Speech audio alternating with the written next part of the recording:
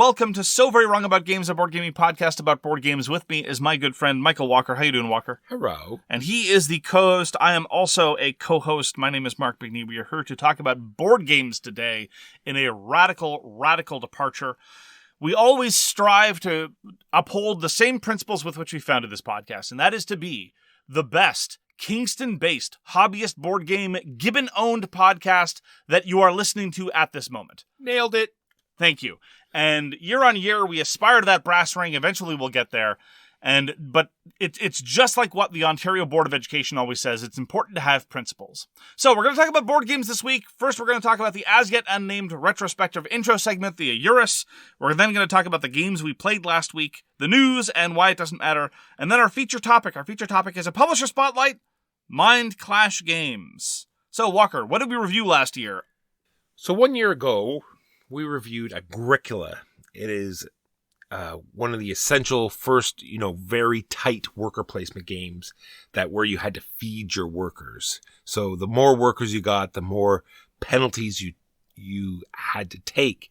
And so the first feeling you would get would be, why would I get more workers when essentially it only feels like I'm taking actions to feed those extra workers until, the combos start racking in and it actually starts to pay itself off.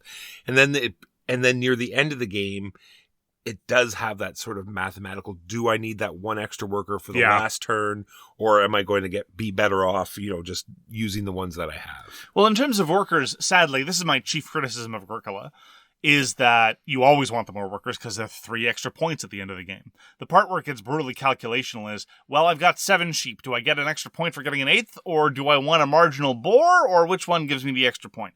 But look, we've played Agricola several times since we reviewed it. It is absolutely part of regular rotation, especially since Walker came to appreciate it as much as Caverna. Previously, Walker was bigger on Caverna than Agricola. I was bigger on Agricola than Caverna, again, because it's tighter. But now I think it's safe to say that Agricola is equally appreciated by both of us. It is in the SVWAG canon. And it's difficult to look back and remember the hobbyist landscape before Agricola because it set the standard for so many things. It introduced a decade-long period of relentless worker placement games. We still get lots of them, but I think that the tempo has kind of slackened. It introduced an era of Euros where you had to feed your workers, where there were serious resource constraints on you. And it basically revolutionized Euro components with enemy pools. Like, before that, seriously, like, it was cubes, yeah. Yeah, it was cubes for everything. And Agricola just basically, like, from Agricola to Meeple Source, that's, straight line, no confusion about it. And it deserves absolutely all its accolades. You can take any edition, the revised edition is fine. The original edition is fine. The fact that it came out with a 15-year anniversary edition, which had its own production problems, which we don't necessarily fully endorse. No, but it's still popular in the groups. We love other Uwe Rosenberg worker placement games, especially A Feast for Odin and Hallertau, I think, in terms of more recent output. But it is hard to deny the importance of Agricola, as well as just how fun it is still to this day. So that is what we reviewed a year ago today. Agricola by Uwe Rosenberg, published by Lookout Games, originally in 2007, but more latterly in its revised edition in 2016. With 1 billion expansions. Yes, any number of expansions, a whole bunch of add-on modules and decks. And do you want minis in your Agricola? You can have minis in your Agricola. You want other boards? You can have other boards. They're just cosmetic, but you can have them. So, Walker, now on to the games we played last week. What'd you play last week? Speaking of worker placement, Mark, I played a game called Ceres a couple of times, designed by Gustaf Sundström and published by Artipia Games. And I believe the hook in this one, which I found interesting, is that there's sort of 2 types of workers. You have your leaders, which are your own. You have 5 of them, and they go out onto the board and populate workspaces. And even in a 2-player game, those workspaces were tight. The second kind of worker are astronauts, and they're in a common pool. And they're going to be activating your buildings, which are color-coded, and the astronauts are color-coded. You must pick the right color of astronaut, and you have to look over at your opponents and see what buildings they have left or how many of a certain building they have, because you want to make sure you're going to be able to activate your buildings. The other interesting part about that is that these drop ships are coming in every turn, and they're populated with more astronauts, so they're going to be entering the system, and so you can sort of steer your building purchases based on what the mix of astronauts going to be. It's like, oh, we're going to get a lot of gray this game. Well, I'll get more gray buildings that will increase the chance of me being able to activate these buildings. I am ready to be a complete and total hypocrite, or at least say something that makes me sound like a complete and total hypocrite. I wanted Ceres to lean more into the tableau building aspect of the game because you're right. You're buying these buildings. The color matters. You get to upgrade the buildings and you get to kind of build your own economy. And that part is grafted onto a relatively pedestrian worker placement aspect. I didn't find the worker placement part of the game very interesting. I found the part of building your own tableau and activating it with the common workers vastly more interesting. And so I wanted it to be half the game. And it's not that it was overlong or bloated or anything. It's reasonably straightforward as far as things go, with one salient exception. And that is I found, and again, this was more prevalent in the worker placement aspect, but it's still prevalent in the engine building aspect. There was a weird circularity with respect to a lot of the iconography. It's like, okay, I'm taking an action represented by the crane. Well, what does the crane let me do? Well, the crane lets me do this kind of conversion or activate this sort of shuttle action. Well, what's a shuttle action? Okay, well, this shuttle action means that... So, for a relatively straightforward economy of relatively straightforward resource conversion, it took me longer than it should have to really understand what was going on. I'm not sure if this is a core problem with the design or merely a problem with the way information was presented, but it certainly didn't make me positively inclined towards Ceres at first blush. And it served to really kind of obfuscate how to get from point A to point B. There's this aspect of, this is the thematic aspect. Sci-fi games should really be about mechs if they can be. Look, I've got my prejudices. I'm just laying it out flat on the table. Mining is not interesting. I would venture to say that a lot of miners might even be inclined to agree. Anyway, send all your angry miner hate mail to support@aircanada.ca. And you send out mining robots to various asteroids in and around Ceres. And that part was okay. But again, it was done through a rocket action, which is not an action. It's an icon that shows up under other actions. And so it ended up making things feel more sort of attenuated, more distant, more convoluted than they actually were. And again, it distracted me from the part that I actually liked, getting new cards and activating those cards. That's what I mean. They had some very interesting ideas that never really got flushed out.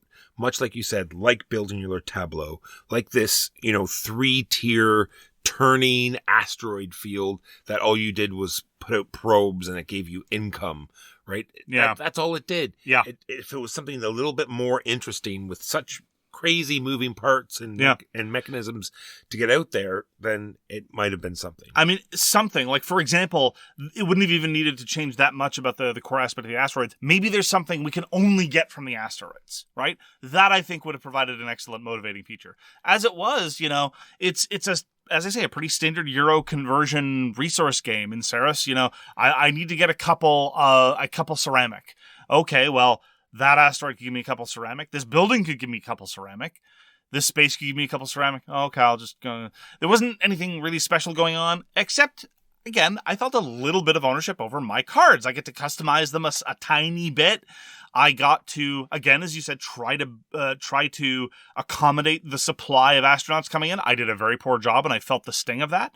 And that part struck me as vastly more interesting. And so ultimately what you're left with in Ceres is a very generic sort of middle-of-the-road experience without leaving much of an impression, sadly, which is a shame. I really like the publisher. Artipia Games has done some really interesting stuff. I haven't played anything else by Gustaf Sundström before, but it was largely forgettable. Agreed. It does have a nice build-up. It only lasts 3 turns. Your first turn goes very quickly. And then there's, like I said, with the more workers that come into the system, the more buildings you get out, there's this huge build-up, and then it ends fairly quickly. So the timing and the tempo is nice, but ultimately there are better worker placement games than this. That is Ceres by Gustaf Sundström, published by Artipia Games this year, pursuant to successful crowdfunding. Walker has a little Velcro patch. I do have Velcro, and on that note of components, it has this weird thing where it has a very nice sort of component track where you keep track of all your resources. Because it has one resource and you move it up this track.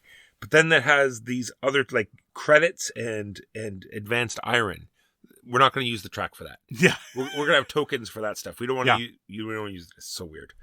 It was a little bizarre. It's true.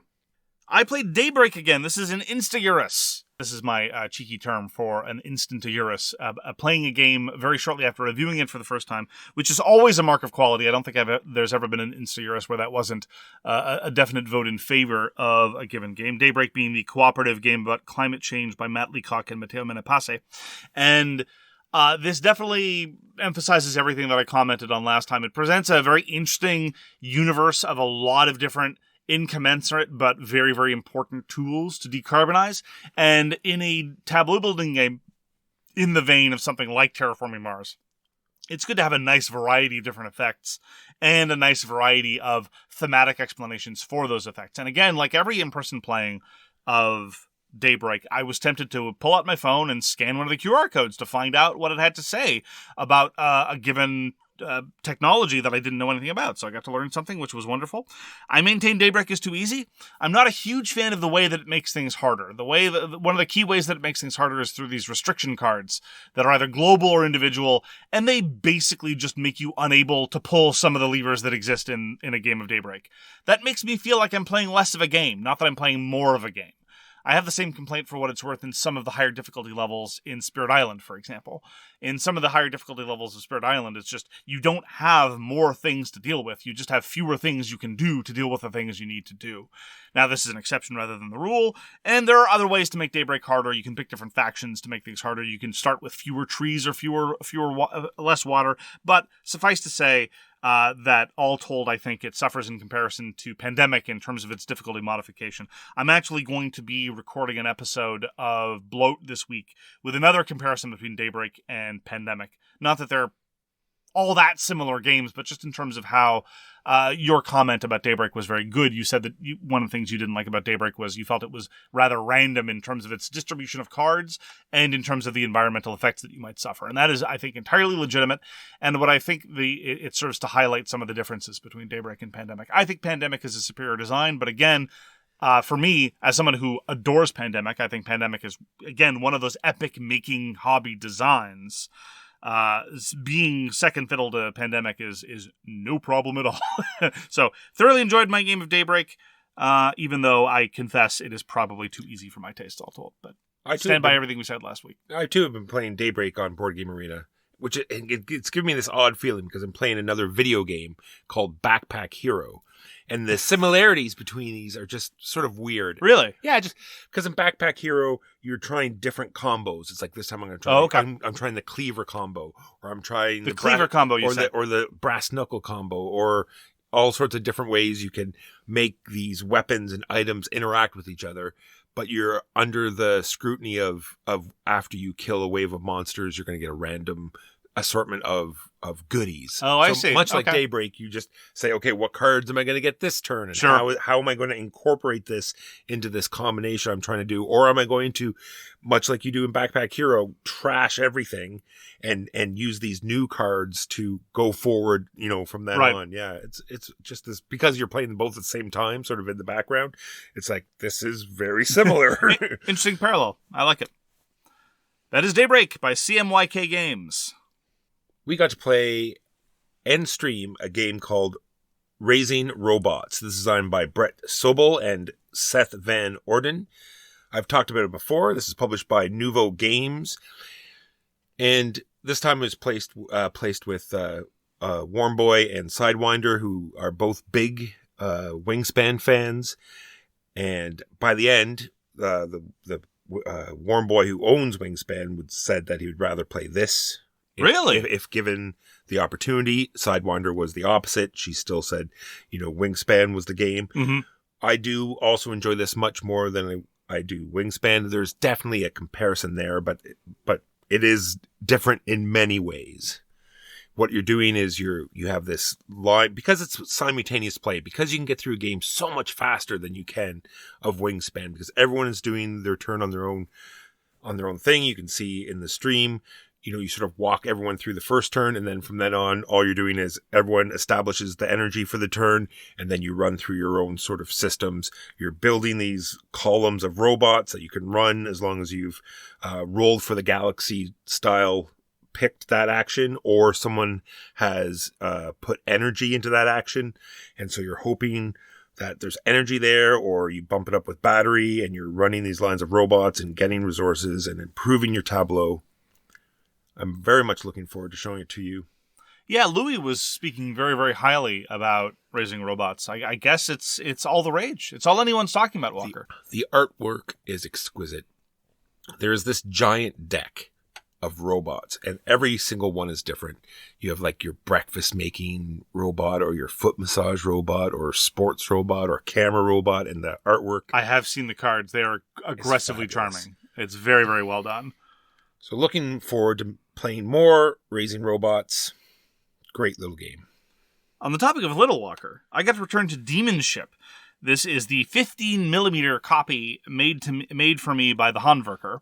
This is a solo miniatures game designed by Malev and Blacksite Studios. And it is available in a printed version, but it's also available in a 3D printable version, and that is indeed the fodder for which the Handwerker made me my own little twee copy. Normally it's 28mm scale, but at half size, you can put it into a tiny little tin.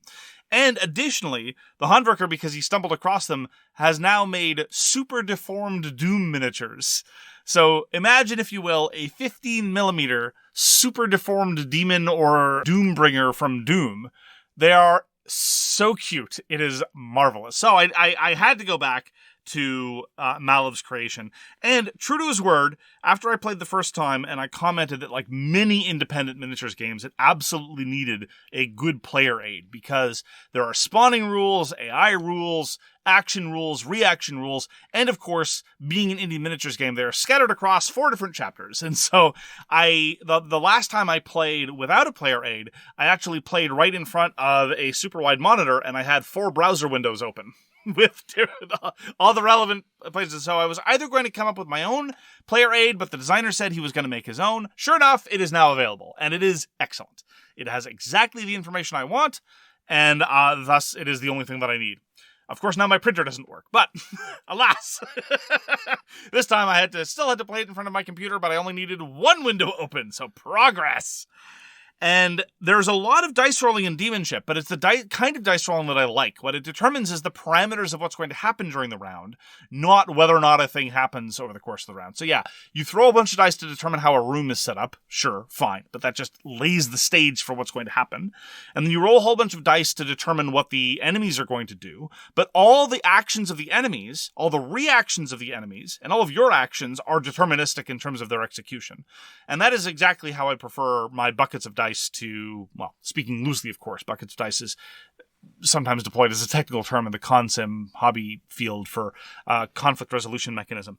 But the kind of decisions you're faced with in Demon Ship, not the deepest thing in the world, but certainly very satisfying. I can do action A, and then a monster will engage in reaction X. Can I do action A in such a way that I'll be reasonably safe from reaction X? Or I can do action B and suffer reaction Y. And again, since the consequences of these actions are deterministic, you end up with some interesting trade-offs. And so there's a little bit of a sense of scope. It's just the right length. It's super, super short, which for solo games, especially when the decision-making is satisfying but not especially deep, that is exactly what you want. So you get to play with your little toy. The rules are straightforward. Decision-making is interesting. I really like Demon Ship. It's really well done. And I highly recommend that anybody in a position to give it a shot if you've got a 3D printer, if you have things that you can kit bash or just use generic minis for and just print up the terrain or even mock up the terrain. Anybody who's done indie miniatures gaming before knows the tools and techniques that are required to deal with these kinds of products. I highly recommend it. It's really quite interesting. Apparently, Malev is going to be doing a follow-up that's kind of sort of inspired by Demon Ship, that's going to be about gladiatorial combat. It's going to be coming soon-ish, they say, on Blacksite Studios. I'm very interested to see how that shakes out. Anyway, I'm a big fan of Demon Ship, especially when it is incredibly adorable. So thanks again to the Handwerker, whose generosity is as capacious as his skills, and thanks also to the designer for finally making an excellent player reference available. It definitely facilitated my playings of Demon Ship, designed by Malev Shinobi, published by Blacksite Studios. So when the OGs get together, Mark, it is 5 of us, and 5-player games we enjoy. One is Hyperborea. This is designed by Andrea Chiaravesio and Pierluca Zizzi. Thank you. No problem. Put out by Asmodee here in North America, and it is a great troops on the map type game where you get to hire these menagerie cards that will improve your action selection. It's a bag builder. You're putting all these different colored cubes into the bag. You're going up tracks to get more cubes. You're fighting enemies to build up either ghosts or different colors of all the different enemies. You're triggering terrain effects. It's all there, and in a short time, and smooth play, and very high tension, because it's one of these. This particular type of bag building is you keep drawing until you empty the bag, and you're drawing 3 cubes every time. So when it gets to near the bottom, if you only have 1 cube left, then guess what? You get 1 cube for that turn. And so you're trying to time it just right. You're trying to add cubes desperately to your bag. And then you have 3 and you're great. And you know your next turn is going to be great. And then someone plays an ability that says, I'll give you this really cool extra cube. Isn't that nice of me? And now you're back to having 1 cube in your bag, and you resist the urge to strangle them, and sometimes you can't. Walker, what I think you're referring to an effect that Dewey triggered a number of times, whereby he would get to draw 3 extra cubes from his bag and gift his neighbors with 1 cube draw. What I don't think you understand is it is, in terms of tempo, roughly equal if you get a 4 cube turn followed by a 2 cube turn, or a 3 cube turn followed by a 3 cube turn. It may be less satisfying to reach into that bag and only have 2 cubes waiting for that turn. Anyway, Hyperborea is my favorite bag builder. It uses bag building the best. And what was particularly revealing about this play, because we played it a whole bunch of times, it's in the canon, it's one of our go-tos, everyone in the OG group, as you refer to it, very much enjoys it. It's not at its best with 5, but it plays really well with 5. And I'd rather play it with 3 or 4. I think it's better at those counts. But as you say, with 5, it moves along at a pretty decent clip most of the time.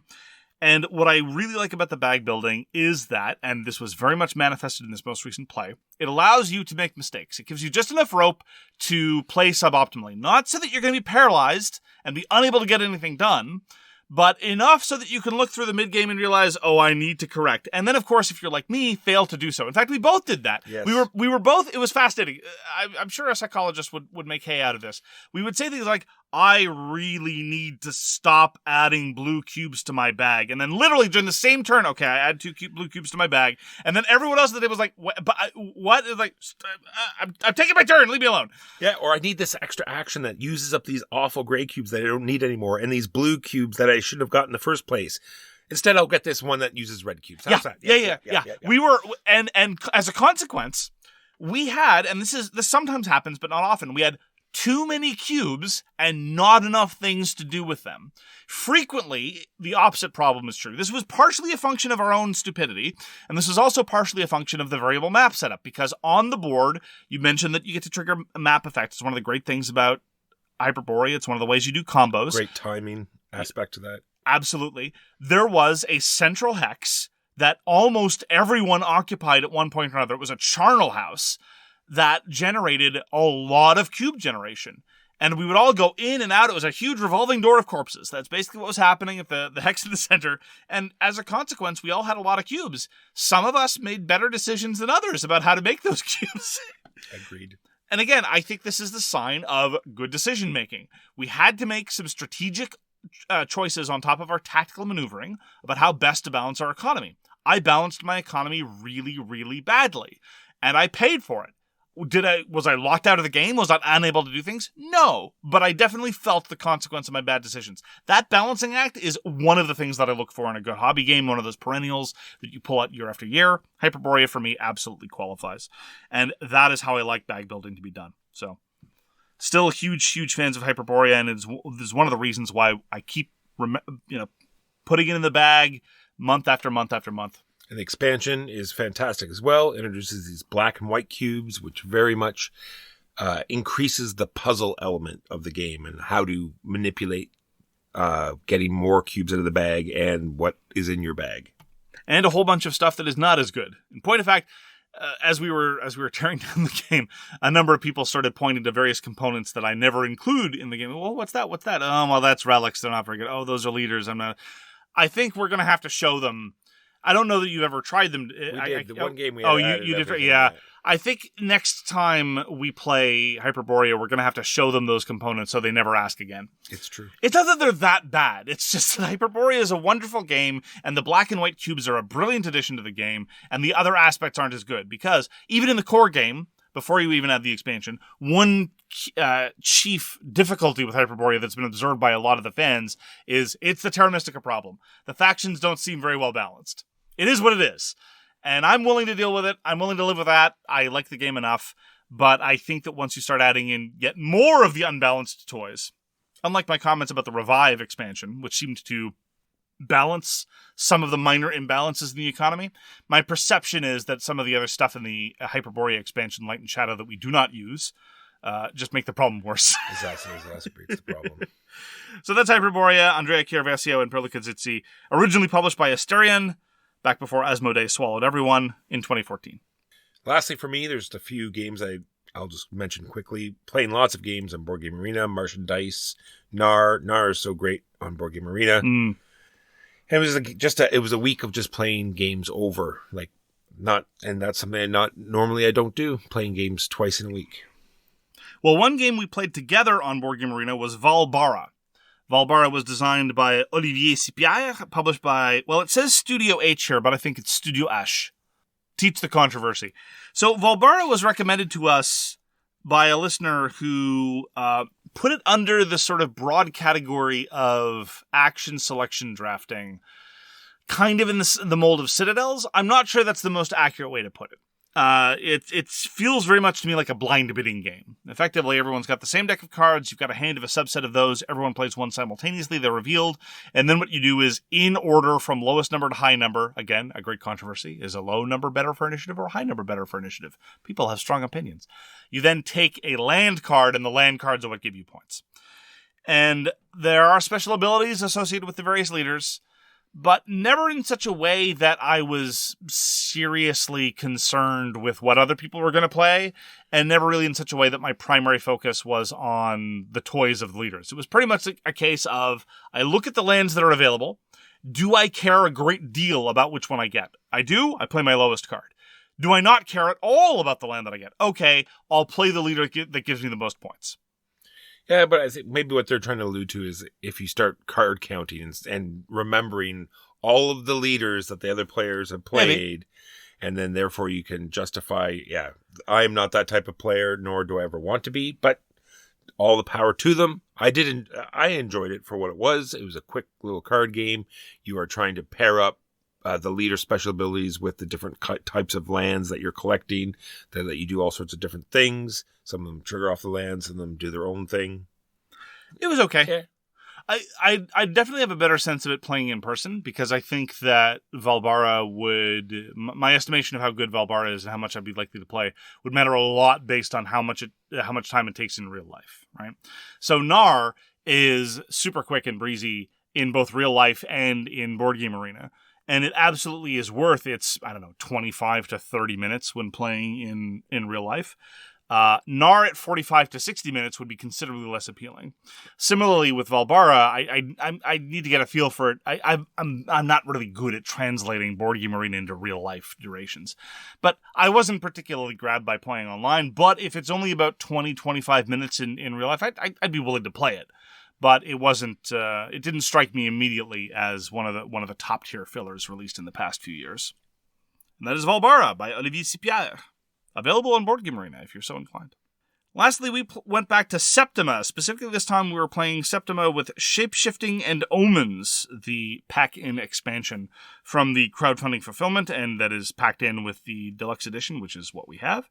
And this time we were also playing the full game. Now, one of the things is, and we'll be talking more about this later on in the topic, I was fooled, I was deceived, Walker.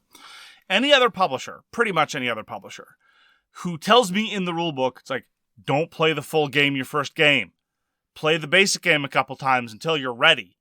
You're not ready yet. You take baby steps. Yeah. Your little baby, stay in babyland. Yeah. I look at that and I ignore it, and I decide based on the rules of the full game whether that's the game I want to play. And 9 times out of 10, the answer is yes.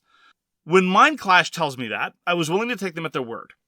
Then I ended up feeling fooled because the base game, it feels like a neutered experience. The full game feels better. There's more going on. There's more trade-offs. There's more reason to go and do things. There's toys that get introduced in the form of spells. And the expansion in terms of shape-shifting was, certainly manageable in terms of complexity. We're not talking about huge leaps in terms of complexity, but we are talking about specifically in terms of the full game experience, not strictly speaking the shape-shifting. We are talking about a significant opening up of the decision space. And so I would recommend anyone who's going to go play Septima, who's experienced with, medium-heavy Euros, to ignore their advice and go straight to the full game. I know there are so many people who think, of course, Mark, that's what we did. We're not silly. It's like, I'm sorry. We're not babies. We're not. Well, Walker, we don't want to insult people who prefer the base game. That's perfectly reasonable. People could like whatever they like. It's true. But the claim preferring the base game doesn't make you a baby. But by the same token, the rulebook's claim of, oh, nobody's ready for the full game straight out the gate, that's not true. All of that having been said, I still don't feel particularly good about Septima. I still felt like the ratio of time that players were doing things versus just managing a whole bunch of other steps, and it was way too low. And what I was doing didn't seem like it was manifesting on the awesome theme or particularly interesting in its own right. Yes, by the end of it, you're playing all these cards. You're just taking your free move and moving around this map that really didn't mean anything. You're just trying to stay near the middle so you wouldn't get hunted. Yep. Doing minimal actions. Yeah. Yeah. I don't even know. Yeah, it was like, honestly, it felt a tiny little bit. This is a forced analogy, but just in terms of reference. I had the same vague sense of dissatisfaction with what I was doing in Septima that I did in Ceres. But Ceres, by contrast, is much quicker and cleaner. And with much less upkeep every round. Whereas in Septima I think makes a cardinal sin in terms of round structure of Euros specifically, but games in general. If you're going to have everyone do, say, 4 or 5 things over the course of a given turn, there's a world of difference between me saying, it's my turn, I do my things 1 through 5, my turn is done, versus, okay, everyone do 1, okay, everyone do 2, everyone do 3, especially when elements 1, 2, 4, and 5 aren't really actions, they're just things that the game is taking care of, right? I understand why Septima structured the way that it did. You would have to redesign the game to make it work the way I wanted to, but the problem is that makes it feel so tedious and much longer than it would otherwise. So it's just, you're constantly losing focus with what you're actually doing. You end up feeling like you have less agency, even though you're accomplishing the same amount of stuff. And again, the theme is wonderful. The theme is, as Septima, that you're running a coven of witches. You've got to go heal the townsfolk, but by the same token, they're distrustful of you. And you have to manage their distrust of you. And at the same time, you want to try to make sure that the witches who do get captured, either from the system itself or from the actual players, that you manipulate the trials so that they get acquitted and then they come join your coven. That's great. The idea of helping the people who hate you and try to do it in a sort of low-key way with elements of politics. A lot of promise that I did not feel realized. No, and it has this interesting sort of hook where if players play the same card, you get a benefit, like from the bottom of the card, but then you get more suspicion thrown on you, and then there's sort of a dummy player that you have to cycle every turn, and if you match them, you also get suspicion. It was weird. Yeah, honestly, there are 2 things that I think it's a bit frustrating, because Septima has a lot of promise. There are elements there that I like that are just kind of drowned out by a failure to realize the theme and a structure that I think doesn't lend to its strengths. I would suggest 2 changes in terms of a redevelopment of Septima, not that this is ever going to happen. Number 1 is, as I said, the round structure needs to change so that I do 1 through 5, not that we waste our time resetting every time. And the other is, I think it should be a negotiation game. There are situations where the game Septima is built around collusion, but I don't have anything to offer anyone, and they don't have anything to offer me. It's like, okay, I'm going to shapeshift this turn. Anyone else want to shapeshift with me? It's like, I was planning on doing it next turn, and I don't need the sharing bonus. Leave me alone. Like, it's like, okay. There's no, if there were opportunity for weird betrayal, like, oh, I thought you were going to collude with me, but you're not. Or there was a few times that could have happened. Like, remember, there's a lot of turns where I was in trouble, where I would have been hunted had I played the same card as someone else. Right, but in those contexts, we had no interest. You had no interest in broadcasting what you were doing, and so I had no way to know what you were doing to try to harass you if I were so inclined. Maybe, but a few of the times I said what I was going to do. Why? I'm sincerely curious. This isn't me being Like, a why jerk. did I say it? I'm not sure at the time. Okay. I'm just saying that if someone had played the same card I did, then I would have been caught and I would have lost one of my wins. Sure. Yes. And had it been a negotiation game, you could have been in a position to bribe them so as not to do that. Yeah. There could have been some dynamic about this collusion, rather than, again, the prospect of collusion and failing to collude and incentives to collude is one of those elements of the theme that I was really looking forward to in Septima, and I didn't feel it was manifest. I think what I gave up my action was only because I had said, maybe someone had asked, well, why don't we do this turn? It's like, well, no, I need to do this turn. Or okay. Or I can't do that because I'll get caught. I'm going to do this instead. Sure. Or why don't we do this next turn type thing. Yeah, if Septima had been structured around circumstances into which it would have been in our interest to predate on you in that way, and or you could have been in a position to offer something so as to force us to cooperate with you, that I think would have been a more interesting player-led dynamic. Agreed. Instead, it was just very mechanical. Very procedural. You just spend a lot of time doing upkeep and maintenance, and part of it is just a quirk of the structure, I maintain, but alas. That is Septima, specifically with the Shapeshifting and Omens expansion, designed by Robin Hegedus, published by Mindclash Games this year pursuant to successful crowdfunding, and then we will never talk about Mindclash again. Those are the games we played last week. Now we take a quick break to pay some bills. And now, back to the show and some news that does not matter. Mark. Walker. Phantom Division is bringing up a new project on GameFound. I'm not sure how it's going to work out. This is Phantom Division RL. So I'm not sure if we sort of drive around discs and bang into each other, or have they developed spacecraft and we're going to go to other planets and get in firefights? No, this is Phantom Division Real Life. This is the reality show version. Oh, okay. Where there's just cameras on 24/7 and you have these sci-fi operatives talking about how Linda didn't label her food properly in the fridge again. Oh, Linda. She does it all the time. No matter how many times you tell her, she's just not going to do it. We've tried. Yeah. So I look forward to another round of the discussion as to whether or not they're using AI art. So yes, it is Phantom Division Reloaded, and it'll be back on GameFound, and maybe they'll come up with an explanation. This time now with no AI art. Who knows? Or at least they'll talk about it. Like, look, yeah. we are of the position that disclosure and transparency is very helpful for the hobby. I hope we've made that clear by modeling in terms of disclosure of review copies, disclosure of personal relationships with other designers and publishers where they show up. Disclosure is helpful. Disclosure is better than not, suffice to say. So all that is on GameFound right now is the preview page. Despite the lack of information at this stage, we're still very enthusiastic because of its relationship to SEAL Team Flicks, the only game that matters. So we're looking forward to more details to come in the fullness of time. Also on GameFound is a game called 1793 Patriots and Traitors. This is a multiplayer card-driven game about the French Revolution. And I love me games about the French Revolution. Those of you who've been listening to me for a while know that I'm a big, big fan of La Révolution Française, La Patrie en Danger, 1791 à 1795. And it's the name of the game, Walker. What do you want? Yeah, okay. I will not be subject to language shaming. I said nothing. The gall that you would have. Anyway, this appears to be a much simpler game than La Patrie en Danger, which is a 4 to 5 hour multiplayer experience. But I'm very enthusiastic about any kind of card-driven multiplayer game. That is very much my jam when it seeks to be redolent with historical details. And I'm very, very enthusiastic to see what comes out of it. So I backed that to 1793 Patriots and Traitors on GameFound. John Cloudis of Small Box Games broke into public consciousness in a big way with one of his most successful releases over 10 years ago called Omen, A Reign of War.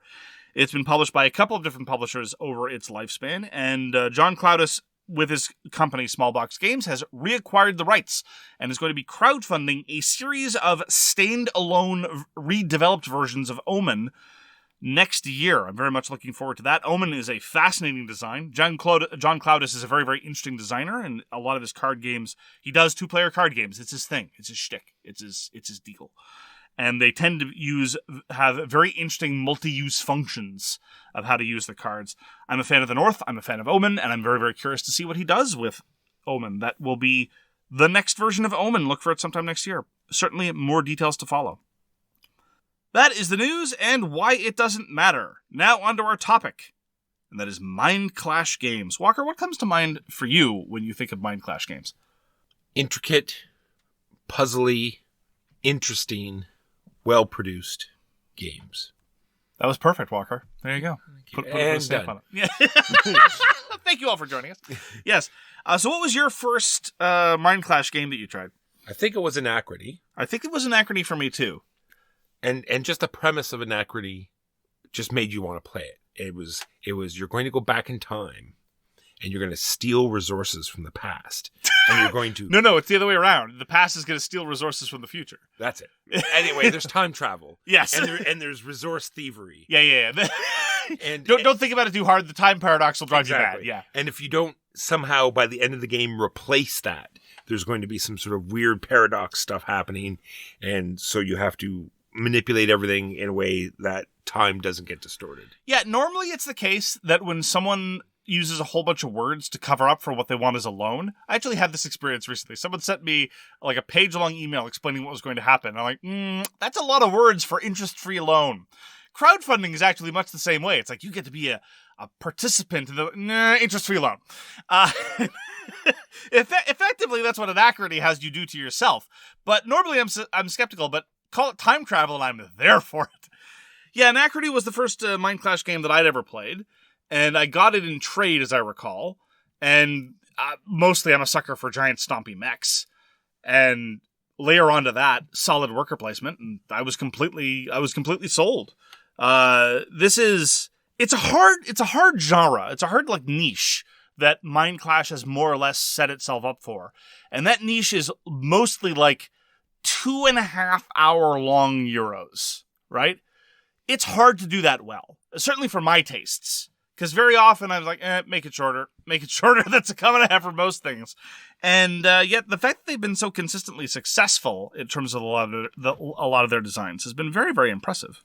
So their first two games were Anachrony and Tricarion, and they both sort of had the same sort of concept. They were worker placement games where not only did you go to a place that had an action, they were sort of ranked as opposed to what order in which players got there.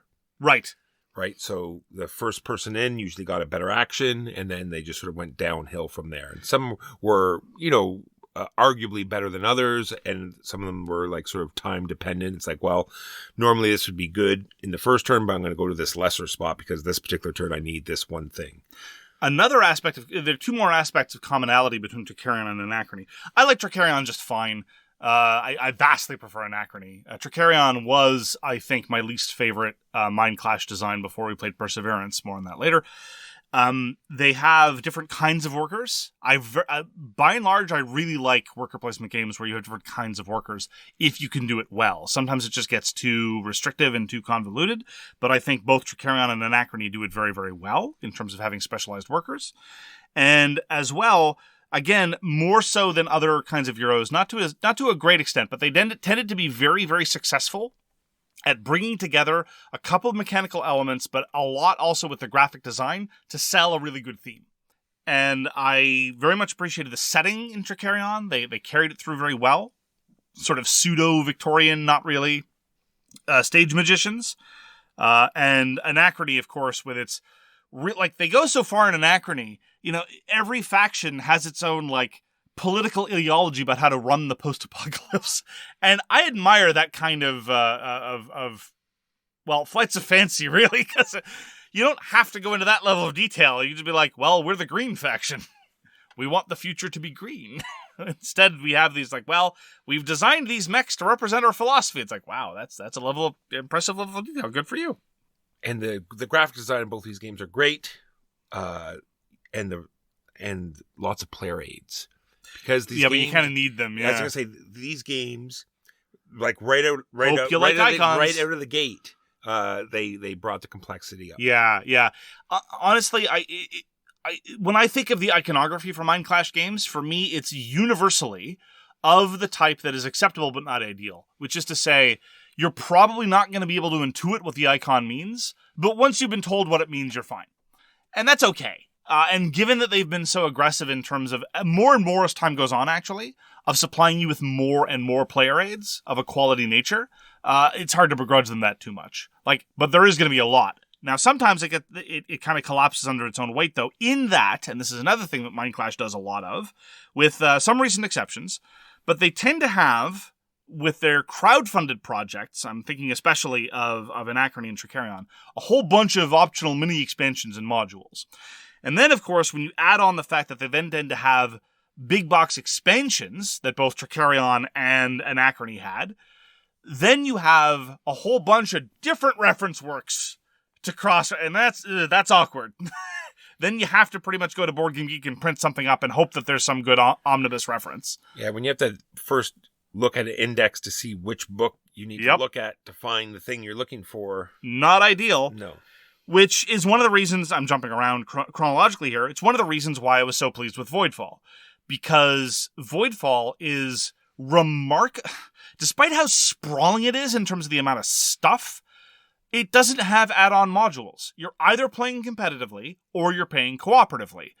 There's no other... You choose a scenario, sure, but it's not like, well, are you playing with the Pioneers of New Dawn module? Are you playing with this module or the Doomsday module, like with Anachrony? Again, a game I like, but you start to sprawl a little bit. Voidfall, despite how sprawling it could have been, manages to remain relatively focused in comparison, because the moment you picked your game mode, that's it. You're pretty much done in terms of having to worry about these things. And additionally, it feels strange to talk about Voidfall being focused at all, given how big it is, but it manages that task. And of course, I've talked a lot about how much I adore Voidfall's reference book. It is comprehensive, with one minor exception, and it has everything you need, and it's perfectly comprehensible. Agreed. Let's get back to where we're supposed to be. After Anachrony came... Oh, come on! That was unnecessary. That was gratuitous. I know. Yeah, okay, fine. Content. All right. What, mockery of me, specifically? What? So, after Anachrony came what we call Cerebria. The inside world. And this was just far left court, right? Oh, yeah. It was... gonzo weirdness, yeah. Like, not only the game itself, but it's like a team-based... Yeah. Theme. Team-based, kind of, sort of area majority, but not really. And you're doing all the emotions of the human mind with wild illustrations and freaky miniatures. Yeah, like everything. That's one of the reasons why I love Cerebria so much. And then you have these weird towers that you're building. Oh, that are what? It is a phallic representation of an individual's growing sense of identity. Cerebria is gonzo in all the best possible ways. That theme hasn't been done that well before. It's a blend of mechanisms that you don't tend to see. It's like deck construction, hand management, area majority, team-based, special power manipulation. Woof. And it's one of those games, and this is a very particular vibe, and I'm using, no pun intended, actually, there are vibes in Cerebria, my apologies. That was awkward. It's a very particular vibe, and that vibe is the game that takes an hour to explain, and then you play in 90 minutes. Yeah, it's very particular. Compared to the games that came before it, this one plays much, much quicker. Absolutely. And it's one of those things where, kind of like Tribune, kind of like Senji, you have to say to everybody, okay, look. There's a lot going on, and I realize you might have certain expectations about how long a game like this might last. Do not give in to those expectations. It's going to be quicker than you thought it would. Cerebria it's weird. On paper, I should hate it. Because normally that balance I don't like. You know, a 45 to 60 minute rules explanation followed by 90 minutes of gameplay. Normally I don't like that. There's very specific terminology you have to do. If you get sloppy with terminology, you could call like 4 different things upgrade. And that will drive your rules explainer mad. Because the question that I would always get as rules explainers, how do upgrades work? And it turns out they weren't talking about upgrades, they were talking about something else. They were talking about the intensify action, or they were talking about something else. Anyway. But Cerebria was my favorite Mindclash design. I love Cerebria. It's so restrictive. You want to play it with 4. That's the player count. Yeah. Maybe 2, but then you're kind of double-handing. But I love Cerebria. It's like nothing else, and it's really well done. I don't get to play it enough, partially because it's so restrictive. A heavy Euro, 4 players only, Massive rules explanation. Great theme. Lovely components, but gonzo art direction in the best possible way. Yes. You got illustrations that represent feelings, and yeah, so good. Yeah. So, if any of those things sound appealing to you, then you should absolutely go for it. So at that point, and in 2018, I think is to my mind was kind of peak Mindclash. Because at that point, they published Tricarion, Anachrony, and Cerebria. Not a dud in the lot. Well, there's the Cerebria card game, but it was kind of a lark off to the side anyway. And then Anachrony Chess, which was also... Yeah, they did They did some side stuff, sure. And another thing that's worth stressing, we're not really in a position to comment yet because the retail version of Voidfall hasn't hit yet. So it's a little bit in flux. But another striking thing about Mindclash games that was absolutely true for the first three designs, and I hope follows through, their games are shockingly less expensive than much of their competitors. When they hit retail, when you get the retail versions, which are 100% playable, I've joked that there are 2 ways to play Anachrony with the giant mechs and wrong. But, I mean, to be frank, I'd much be happier. I remember the retail version when it was coming out for like 45 Canadian dollars for the base game of Anachrony. That is a lot of game and a lot of components for not much cash. We're now in a position where retail euros typically go for an excess of 100. And to a large part, Mindclash, CGE also, their prices seem stuck in the 2010s rather than in the 2020s. Anyway, it's another aspect of Mindclash's publishing that I've appreciated. Their Kickstarters are expensive and loaded to the gale with plastic. No two ways about it. But their retail offerings, the quote-unquote stripped-down ones, tend to be vastly more reasonable. And I applaud that. So then there's a bit of a gap. Yeah. Well, they published the Fractures of Time expansion in 2020 to Anachrony. And for what it's worth, that is our preferred way to play because it really doubles down on the time travel theme. But then again, as we said, you pay the costs of more references to collate and a dense game gets yet denser. Yeah, more decisions before, you open the box. How are we going to play it this Yep. way? You look at all of these different little add-ons and boxes and stuff, and then you're just like, it's worth it. I'm willing to power through, but yeah, the temptation is there. I agree. Yeah. They also published the big box expansion to Tricarion. We did not pursue that because, again, Tricarion's not our preferred of the Mindclash jams. And then they started to experiment with non-crowdfunded publications. Yeah, they came out with Astra. It was a very short little sort of astronomical game. And then came Perseverance. Yeah. Castaway Chronicles. Episode 1 and 2. Thank you for the full title. You gotta wait for it. Now, like on paper, this sounds interesting, right? Yep. You get to this island, and the first one you're like sort of, fighting through these dinosaurs, and you gotta try to make base camp and just survive and not be eaten. And then volume 2, you're like incorporating these beasts in part of your village, and getting tech, and you're slowly learning to live on this new island. Yeah, again, so I actually put Perseverance and Septima kind of as a piece, in that there's the thematic promise of some potential collusion with other players while at the same time competing with them, coupled with a political backdrop. Because Perseverance also relies on this political backdrop. In Septima, it's the witch trials. In Perseverance, it's struggle for control over the nascent colony. And we both did not enjoy Perseverance. Bland, burdensome, high manipulation of components with little payoff. Yep, absolutely. And for me, speaking personally, it was a crushing disappointment because in my head, prior to this, there were pretty much 2 publishers that did heavy Euros with an almost 100% successful track record. Mindclash and Splotter. And up till that point, as far as I was concerned, they'd done no wrong. And then they did Perseverance. And it was just sometimes when it's not even the weight of expectation, but it's just the weight of past successes. It's like every time I see a new design by some of my favorite designers, I'm like, oh, is this going to be the one that's a stinker? Please don't let this be the one that's a stinker. Yeah, and the promises made, like, there's going to be this campaign system, and you can link all these games together. And seamlessly and easily, right? It's not really a and campaign, but you're going to be able to transition from one to the other. And tell this whole story, and yeah. it'll be great. It wasn't. It was not. And all of our fears, because we both had this concern. I remember talking about it on Pledge of Indifference. We were both concerned that it was going to fall prey to some of the rules problems in Ceres games. This happens in war games all the time. Even whether they're heavy or light. You know, in Undaunted, wait, is this the one where it works like every other game in the series, or is this the one that's different? With Perseverance Castaway Chronicles, it was exactly that. It's like, okay, I remember that one of them works like A and one of them works like B. I don't remember which one's which.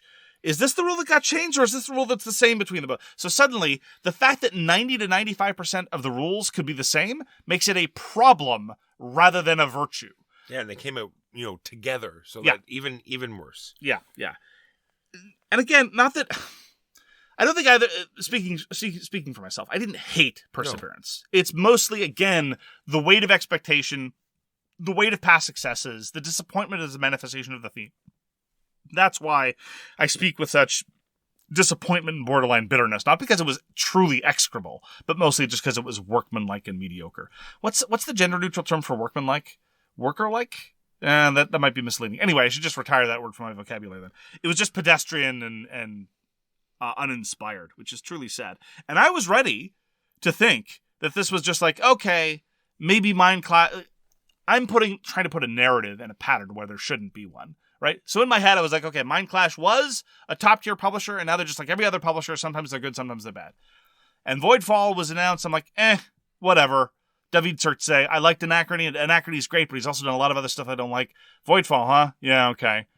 And I was not ready to like Voidfall half as much as I did.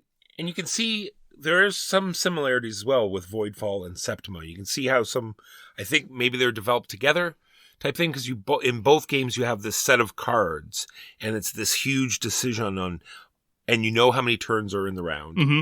and you get to decide beforehand. It's like, okay, these are the 5 cards for 5 turns I want to play. I see what you're saying, and so you're planning it out, and so you know what you're doing. There is a little similarity there, I guess. I don't know if they were developed at the same time. I mean, presumably there's some cross-pollination from the various designers that work at Mindclash. But we reviewed Voidfall a couple months ago when it came out.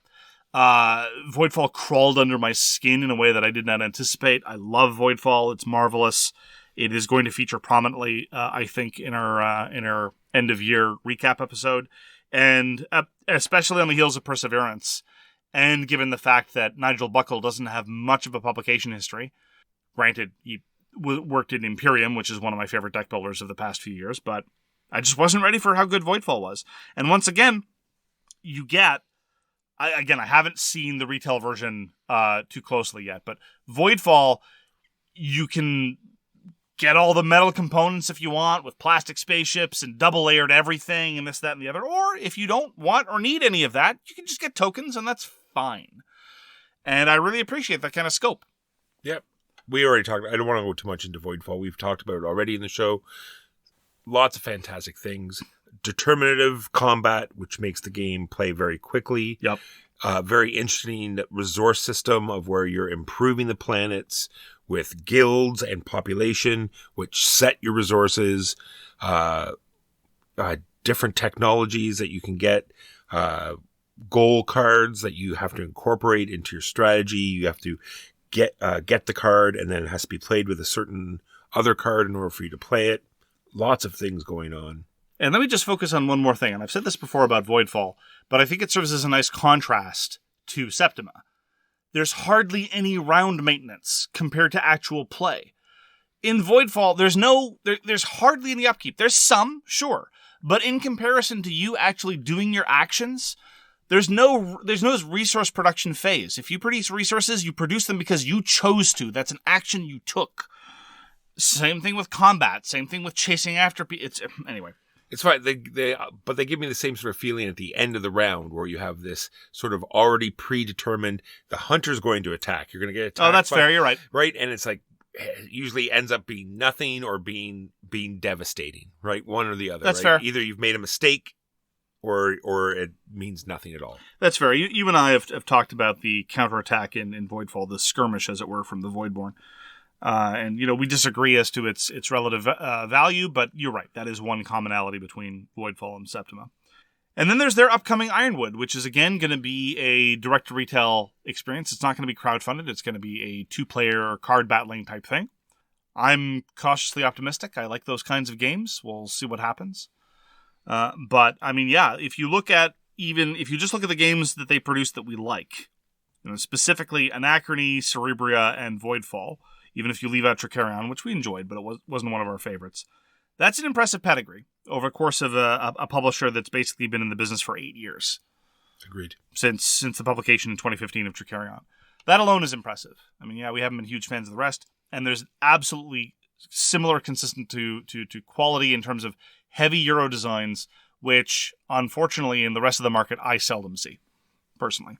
Yeah, I'm looking forward to all their upcoming stuff. I like how they're cycling through different designers. Even Perseverance Castaway Chronicles episodes 3 and 4?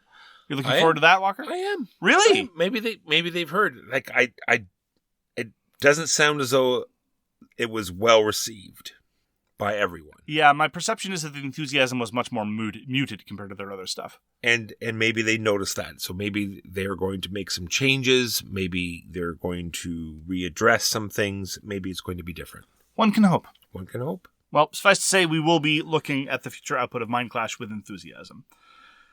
That's going to do it for this week. Thank you very, very much for joining us for this episode of So Very Wrong About Games. We genuinely appreciate any time you decide to spend with us. If you'd like to reach out and get in touch, you can find our contact information at sowronggames.com/contact.